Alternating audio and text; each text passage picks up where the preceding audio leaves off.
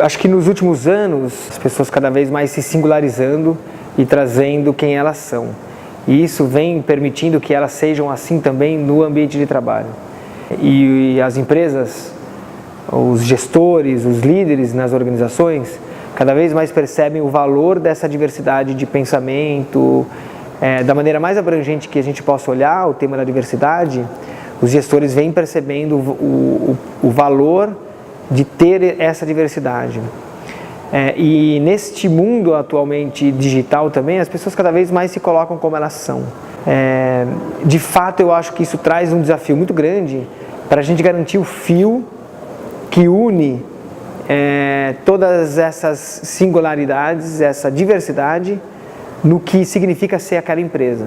Ou seja, como é que eu, mesmo tendo toda essa diversidade, consigo garantir a cultura naquela empresa? Que cultura é aquela? E eu acho que o mundo digital hoje também pode nos ajudar bastante, porque você disseminar quais são os valores daquela empresa, qual é o propósito daquela empresa, trabalhar isso com os seus funcionários, desde quando você vai atraí-los. Eu acho que cada vez mais é importante que esses processos de RH sejam absolutamente, que a linha condutora deles seja essa cultura. Então, na hora que eu vou encontrar a pessoa certa, cultura tem que ser algo, ou tem o fit ou não tem. Na hora que eu vou trabalhar o onboarding, eu tenho que trazer cada vez mais que cultura é essa, o que eu espero. Quando eu defino meu código de conduta, ali deveria estar enraizada essa cultura. Quando eu vou fazer uma ação de desenvolvimento, quando eu promovo ou não promovo alguém, quando eu reconheço ou não reconheço alguém, o tema cultura deveria estar ali sempre e ajudando a divulgar que cultura é essa através do digital hoje, né? Através de um Facebook, através de um LinkedIn, através do que for, até para os seus próprios colaboradores e para o mundo. Uma vez que você identifica um valor daquela cultura sendo vivido, você usar as redes sociais para viralizar isso e as pessoas cada vez mais começarem a perceber.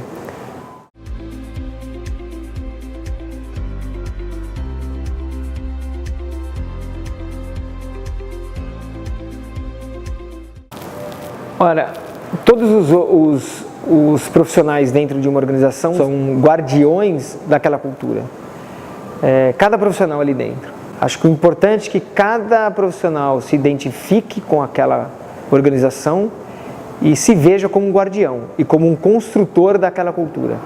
A cultura não é feita pelo RH, a cultura não é feita pelo presidente, a cultura é feita pelo dia a dia que acontece ali. E quem vive aquele dia a dia é cada um dos profissionais ali dentro, cada um dos funcionários. Entretanto, o líder tem um papel fundamental nisso. A gente não pode diminuir também com essa minha introdução a importância do líder na construção dessa cultura, porque o líder tem que viver essa cultura, tem que demonstrar.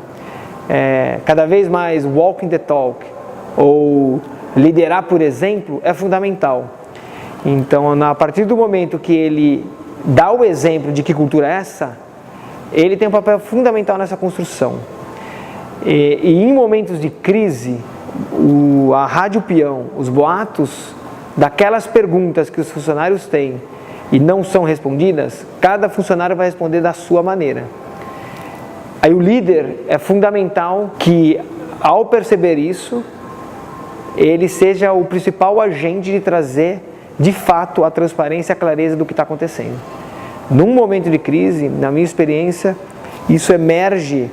Por que essas pessoas foram desligadas? Aí começam várias respostas que na verdade não é a resposta adequada para essa pergunta.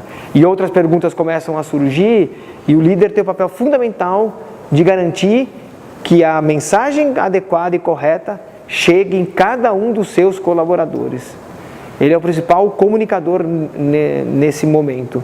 Não dá para esperar que alguém de marketing, alguém de RH, o próprio presidente ou CEO da empresa seja o único responsável por isso. Ele tem um papel fundamental sim, mas ele precisa de cada um dos seus líderes para essa construção.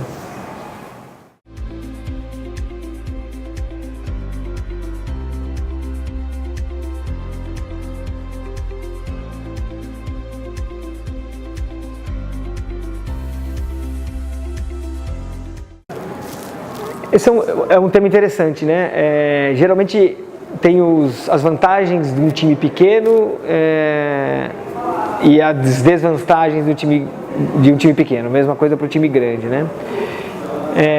Eu acho que a organização, na hora de construção dos seus times, idealmente deveriam tentar, como é que eu consigo montar uma estrutura que eu consiga aproveitar os benefícios de ambos os lados. Não vai dar para ter tudo, obviamente, né? Mas se você está numa organização pequena e você de alguma maneira consegue fragmentar em alguns momentos em times menores, isso facilita a comunicação, isso facilita o engajamento, isso tem uma série de vantagens. Mas se você precisa em algum momento, talvez, mais ideias vão surgir, você vai conseguir que mais cabeças pensando juntos consigam soluções melhores, então acho que você tem que aproveitar e fazer isso também. E aí, acho que usar ferramentas digitais podem ajudar muito em conseguir fragmentar, mas ao mesmo tempo tornar grande, né? Eu acho que esse é um caminho super importante. Inclusive quando você é uma organização pequena. Então como é que eu consigo talvez abranger na minha indústria, ou abranger ou expandir para outros stakeholders usando ferramentas digitais? Eu acho que tem várias maneiras que a gente pode ser criativo e aproveitar esse tipo de solução para conseguir um pouco mais do melhor do grande sendo pequeno, ou um pouco mais do pequeno sendo grande, né? Acho que esse deveria ser uma tentativa e um norte para os líderes nas organizações.